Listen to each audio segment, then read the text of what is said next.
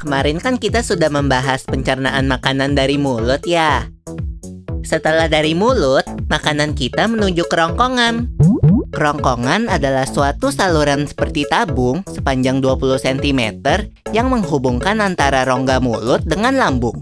Di dalam kerongkongan terjadi gerakan peristaltik, yaitu gerakan meremas-remas yang dilakukan oleh dinding kerongkongan untuk membuat makanan terdorong masuk ke dalam lambung. Berarti tujuan selanjutnya ke lambung ya, Pipo? Betul, Bol. Lambung adalah bagian dari organ pencernaan manusia yang paling elastis. Lambung berbentuk seperti kantong dan terletak di dalam rongga perut sebelah kiri atas.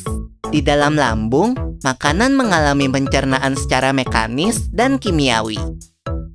Pencernaan mekanis dilakukan oleh dinding atau otot lambung yang meremas dan mengaduk makanan. Pencernaan kimiawi dilakukan oleh getah lambung yang dihasilkan oleh kelenjar getah lambung. Getah lambung mengandung enzim pepsin, enzim renin, dan asam klorida. Enzim pepsin berfungsi untuk memecah protein menjadi pepton. Enzim renin berfungsi untuk mengendapkan protein susu menjadi kasein. Asam klorida atau HCl berfungsi untuk mengasamkan makanan dan membunuh kuman yang masuk bersama makanan. Nah, habis ini makanan kita pergi ke toilet ya? Hihihi. Ah, kamu ini belum, Bol. Selanjutnya, makanan dicerna di usus halus dulu. Usus halus merupakan usus terpanjang dalam saluran pencernaan, karena panjangnya mencapai 6 hingga 7 meter.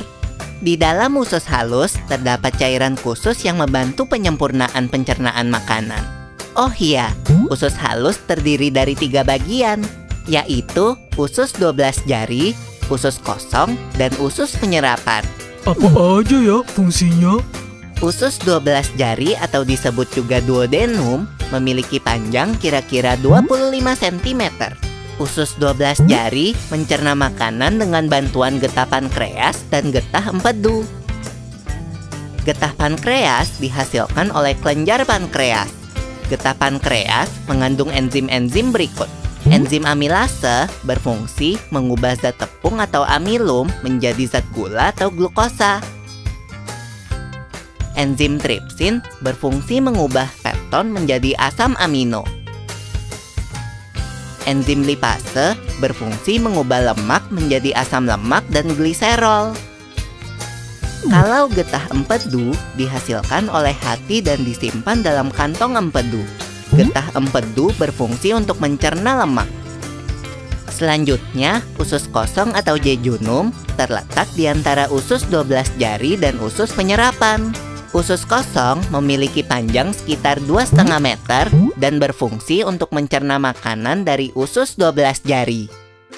Terakhir adalah usus penyerapan yang merupakan tempat penyerapan sari-sari makanan. Di seluruh permukaan dindingnya terdapat ujung-ujung pembuluh darah yang menyerap sari-sari makanan. Kemudian, sari makanan diedarkan melalui aliran darah ke seluruh bagian tubuh. Jadi makanan yang kita makan kembali lagi ke dalam tubuh kita ya? Iya, Bol. Habis itu, sisa makanan yang dicerna masih berlanjut ke usus besar. Nah, usus besar berfungsi menyerap cairan, vitamin, dan mineral dari sisa-sisa makanan yang telah diserap oleh usus halus.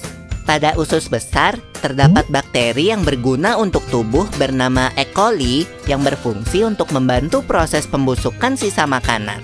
Proses pembusukan sisa makanan akan menghasilkan kotoran atau feses yang kemudian dikeluarkan melalui anus.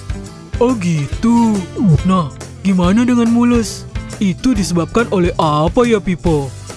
Organ terakhir yang bernama rektum adalah ujung muara dari usus besar yang berfungsi sebagai tempat penyimpanan feses sementara.